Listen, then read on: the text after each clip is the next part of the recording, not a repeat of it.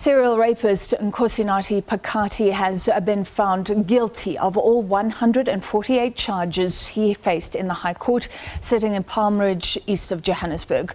Those charges including rape, sexual assault, kidnapping, robbery with aggravating circumstances, theft and the possession of a firearm. On Tuesday last week, he pleaded guilty to preying on young girls and women in the Ekurhuleni area for 9 years. He was arrested in March last year in Etwatwa on the East Rand.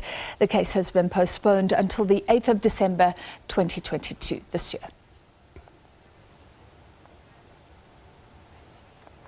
Tania Campbell has been re-elected as Executive Mayor of Ekurhuleni. In a surprise turn of events, the EFF's Nkululeko Dunga withdrew his nomination for the mayoral position. Just moments after accepting it, the Democratic Alliance nominated the recently ousted Mayor Campbell, while the ANC nominated its Chief Whip Jongizizwe Dlabathi.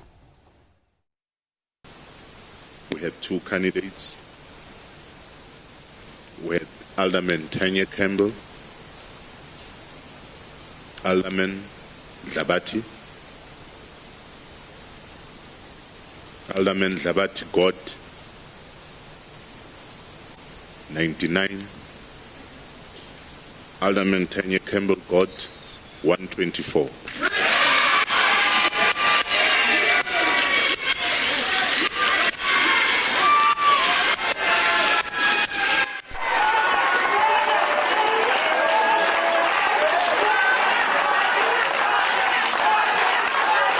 Thank you very much. Thank you. What I will do... Let's stay with the story and speak to Jongizizwe Dlabathi, who is the Chief Whip in the Ekurhuleni Council. Thank you so much for your time this afternoon. How do you respond to what happened today in Council? Tania Campbell receiving 124 votes and you receiving 99. Thank you very much for the opportunity.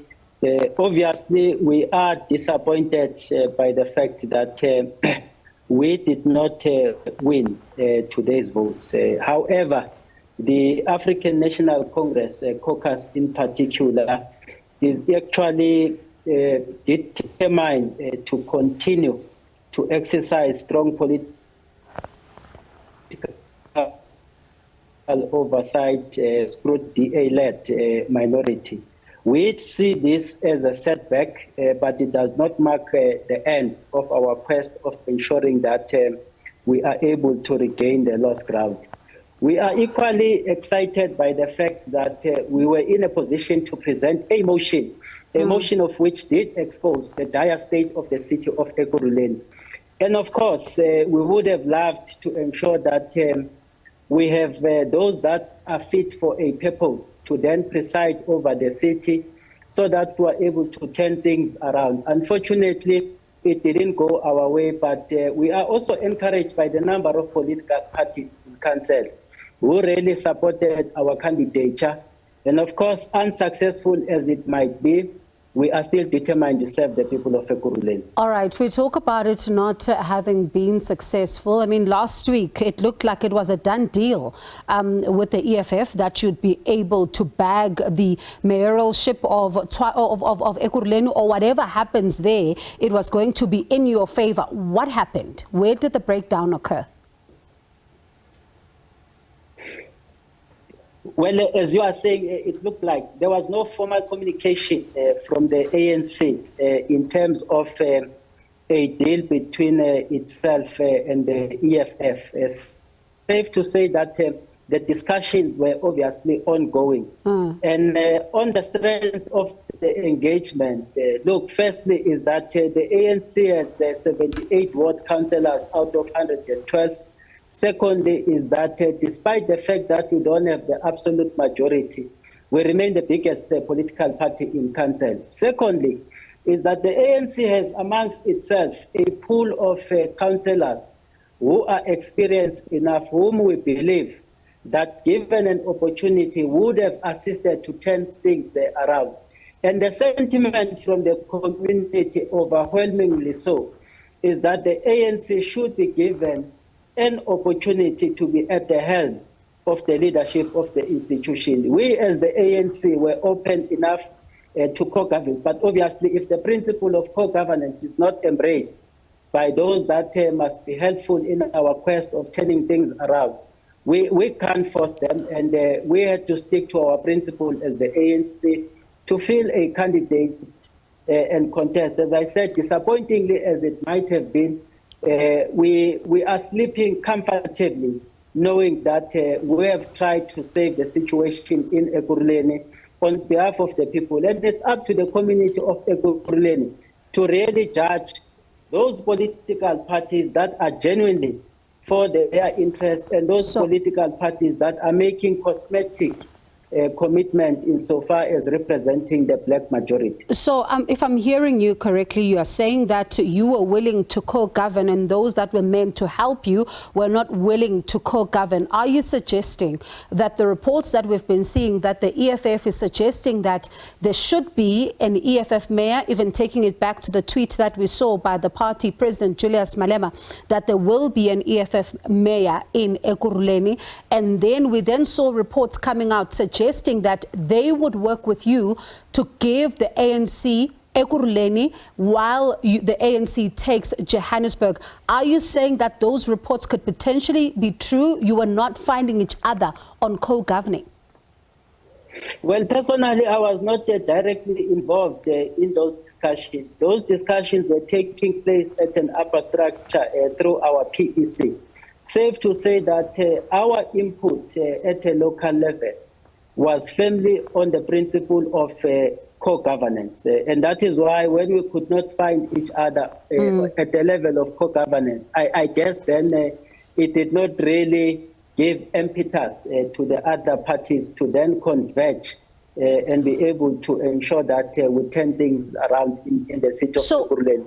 Well, it is unfortunate that some amongst us decided to enable a white minority party to be at the helm of the institution against the backdrop of what is visibly a failure by the DA-led coalition, especially in servicing our townships. So what do you say then to those who are saying this was a waste of time at the taxpayers' expense? Because ultimately what we are seeing playing out in council is leading to concerns as to whether or not the issues that you have also raised as the ANC of service delivery are being attended to.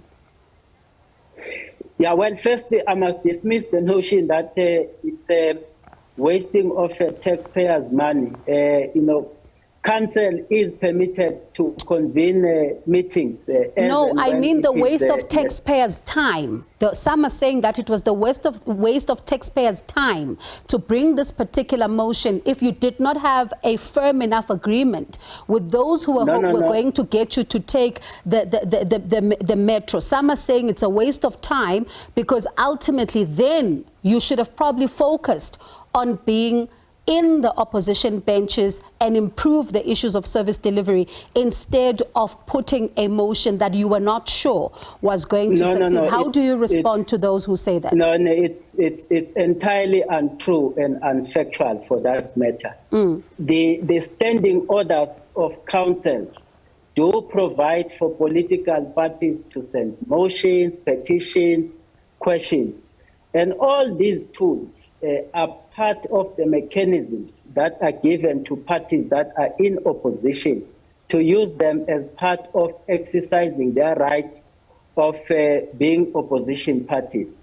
For your record, in our view, the motion served two things. Firstly, was to expose the dire situation in the city of Ekurhuleni. And for that matter, it led to the removal of Tania. So if it was a waste of taxpayers' time, it was not even going to see the light of the day. It was successful, meaning that it contained amongst itself genuine issues that needed all of us to really converge and save the situation. The point we are discussing here is the unfortunate situation where black progressive political parties who agreed that indeed we need to turn the things around in the city of Ekurhuleni could not converge on the idea of co-governance. So that cannot be equated to the waste of